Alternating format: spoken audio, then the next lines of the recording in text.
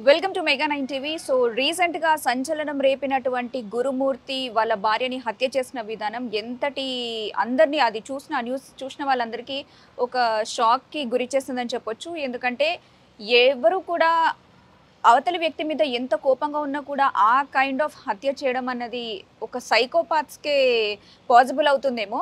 అయితే ఇప్పుడు నేను చెప్పబోయే విషయం వింటే మీరు డెఫినెట్‌లీ ఇంకా పెద్ద షాక్‌కి గురవుతారు. ఎందుకంటే ఒక మూవీ చూసిన తర్వాత తను ఈ మర్డర్ ప్లాన్ చేసినట్టుగా కూడా గురుమూర్తి ఎవరైతే ఉన్నారో హంతకుడు ఒక ప్రముఖ ఓటీటీస్ దాంట్లో రిలీజ్ అయినటువంటి 'సూక్ష్మదర్శిని' అనే మూవీ రీసెంట్‌గా వచ్చింది. చాలా మందికి తెలిసే ఉంటుంది. సో, ఆ మూవీ చూసిన తర్వాతనే ఈ హత్య చేసినట్టుగా కూడా చెప్తున్నాడు. ఎందుకంటే సాధారణంగా ఏదైనా సినిమాలు మనం చూస్తున్నప్పుడు ఒక మెసేజ్ ఓరియెంటెడ్ లాగా ఉంటే దాని నుంచి కొంచెం ఇన్‌స్పైర్ అవుతాము. ఆ మూవీ నుంచి ఏదైనా నేర్చుకుంటాము. ఇవన్నీ వెరీ కామన్‌గా చూస్తూ ఉంటాం మనం.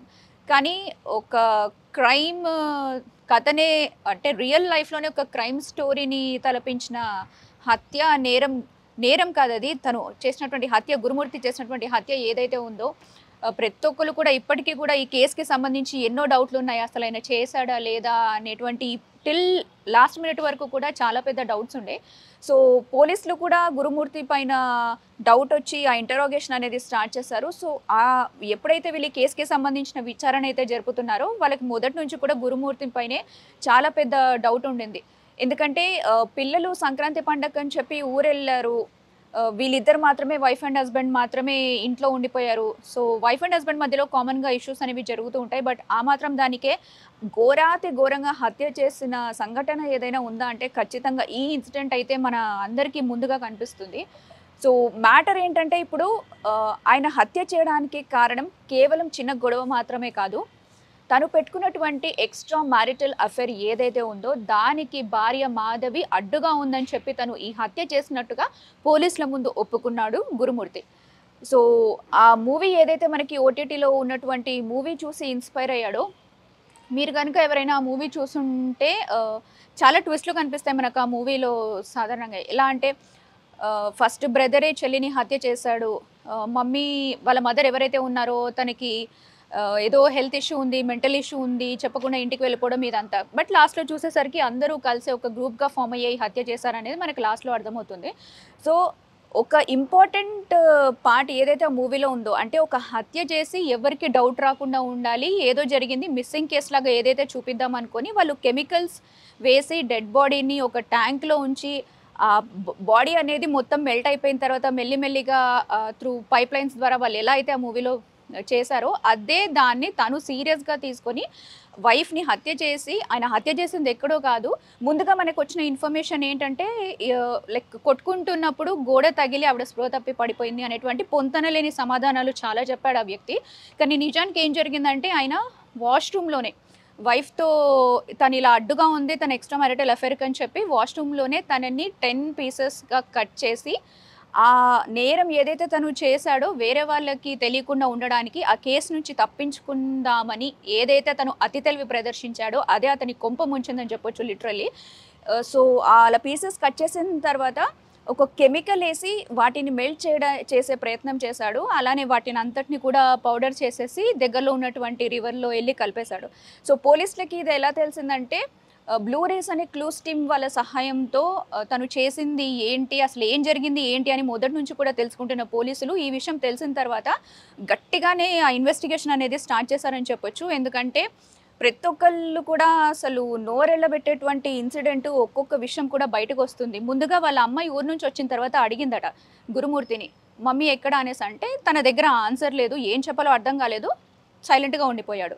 కానీ ఏదో డౌటొస్తుంది. వాళ్ళకేదో కొద్దిగా ఇంట్లో ఎప్పుడు ఉన్నట్టు కాకుండా ఏదో కొద్దిగా స్మెల్లొస్తుంది, తేడాగా ఉంది ఏంటి అని అన్నప్పుడు సో, పోలీసులు ఎవరైతే ఈ విషయం ఈ ఇన్సిడెంట్‌కి గురించి ఇంటరాగేషన్ చేస్తున్నారో సో, అప్పుడు అనుమానం వచ్చి అసలు ఆ హత్యకి సంబంధించిన ఆ హత్య కోసం వాడిన థింగ్స్ కానివ్వండి, లేకపోతే ఏ ప్లేస్‌లో తను వాళ్ళ వైఫ్ మాధవిని హత్య చేశాడు, ఎలా చేశాడు, ఏంటి అనేటువంటి ఏ చిన్న పార్టికల్ దొరికినా కూడా దాన్ని కలెక్ట్ చేసి ఆ డీఎన్ఏ అనేది కలెక్ట్ చేసిన తర్వాత దాని నుంచి సో, పిల్లల డీఎన్ఏతో పోల్చి కన్ఫర్మ్ చేయడానికి మాత్రమే వెయిట్ చేస్తున్నారు. అదొక్కటే ఇప్పుడు మిగిలుంది. ఎందుకంటే ఈ హత్య నుంచి తప్పించుకుందామని గురుమూర్తి మొదట్లో చాలా చాలా ట్రై చేశాడు. అంటే వాళ్ళ ఇన్‌లాస్‌తో మాట్లాడినప్పుడు కూడా మీ అమ్మాయి కనిపించట్లేదని చెప్పడము, లేదు చిన్న గొడవైంది ఇలా స్పృహ తప్పిపోయిందని చెప్పడము, ఇదంతా ఏది కాకుండా మొత్తానికి ఒక ప్రీ ప్లాన్డ్ మర్డర్‌గా దీన్ని మనం తీసుకోవచ్చు.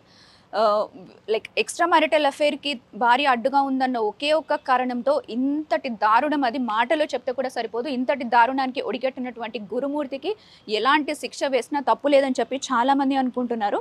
ఎందుకంటే ఒక హత్య చేసిన తర్వాత దాన్ని కప్పిపుచ్చుకునే ప్రయత్నం చేయడమే కాకుండా ఏదో తెలివి ప్రదర్శించేసి ఆ బాడీని పౌడర్ చేసి, బోన్స్ అన్నిటిని పౌడర్ చేసి వాటిని రివర్‌లో కలపడము పెద్ద ప్లానే వేసినట్టుగా తెలుస్తుంది. బట్ ఎవరు ఏ నేరం చేసినా ఎక్కడో ఒక చోట చిన్న తప్పు చేస్తారు. ఆ చిన్న తప్పు మాత్రమే మొత్తం ఇంకా లైఫ్‌ని స్పాయిల్ చేసే శిక్ష లా ముందుకొస్తుంది.